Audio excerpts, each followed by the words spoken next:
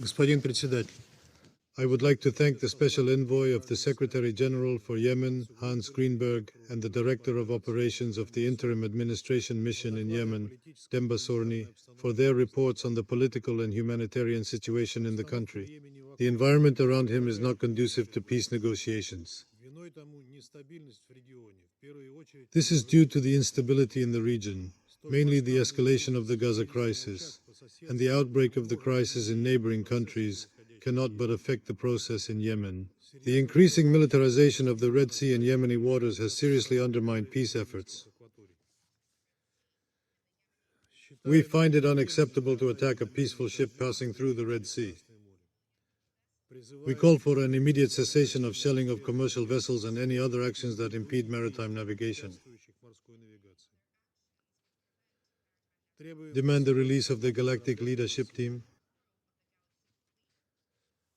At the same time, we condemn the attacks on sovereign territories by the coalition led by the United States and Britain. This aggression is a violation of the Charter of the United Nations. It doesn't make sense because it can't stop the Red Sea attack. Moreover, as in other countries in the Middle East and North Africa, NATO countries have left a bloody mark in their reckless use of force. Many civilian casualties and destruction of civilian infrastructure.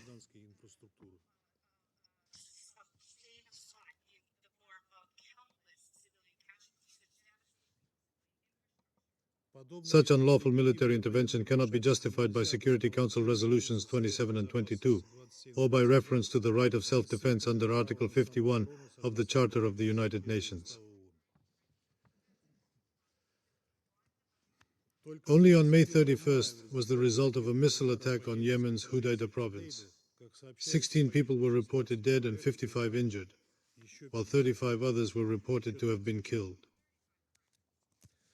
Such actions are not conducive to the normalization of the situation in the Red Sea. On the contrary, they will further promote the spiral of escalation. We call on Western delegations to be aware. In order to correct the situation, comprehensive political and diplomatic efforts are needed in Yemen itself and in the nearby waters, which are the usual aggressive strikes of the West. First, the violence in the Gaza Strip must end as soon as possible.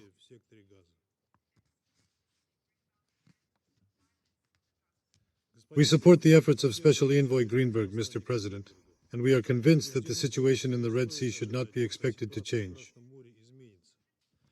It is important to intensify cooperation with all parties to the conflict in Yemen in order to translate the existing roadmap into a practical plane as soon as possible, and to enter a comprehensive process of normalization in Yemen. The situation on the ground has not been in large-scale hostilities for a long time. Provides an opportunity to strengthen reconciliation efforts. The deteriorating humanitarian situation also calls for immediate action. Nearly half of the country's population is in need of humanitarian assistance. The Yemeni people must have unhindered access to food, medicine, and other goods. One necessity throughout Yemen on a non-discriminatory basis. Any restrictions on the delivery of humanitarian assistance and obstacles to the work of humanitarian workers are unacceptable. There is a chronic underfunding problem, and there is a right to develop a special humanitarian program. The remedy requires the concerted efforts of all relevant international actors. The Russian president, like other delegations, is concerned about the recent detention in Yemen of 13 United Nations personnel. It is necessary to find out the circumstances of what happened before making any accusations against anyone. We have heard from representatives of some countries on many occasions that there is a need to allow time for quiet diplomacy when serious allegations are made against staff of United Nations agencies. I would also like to remind you that some of the members of the Council present here have been present in the past, refusing to condemn the beating and detention of Krasnoshekov. an employee of the United Nations mission in Kosovo. Unfortunately, the Security Council was unable to send a clear message about the catastrophic situation around the Bosporus in Gaza, where nearly 200 workers were killed on the spot.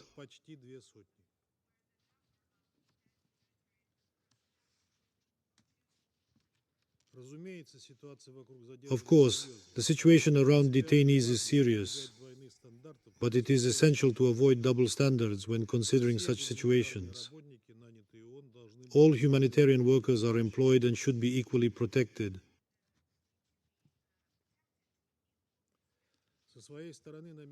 For their part, they intend to provide Hans Greenberg with all assistance in clarifying the situation and obtaining access to the sheep. All riot police officers illegally detained must be released.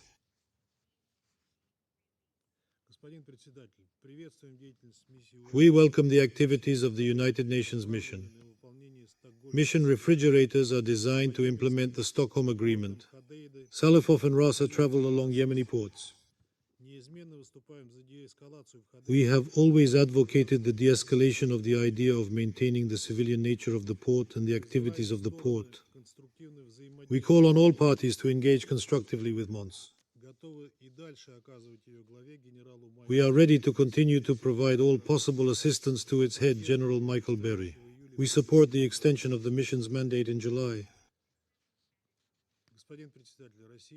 The Russian president continues to maintain close contact with all Yemeni protagonists and countries involved in the conflict, encouraging them to exercise restraint, constructive approach, and willingness to compromise. We believe that there is no alternative to a political solution.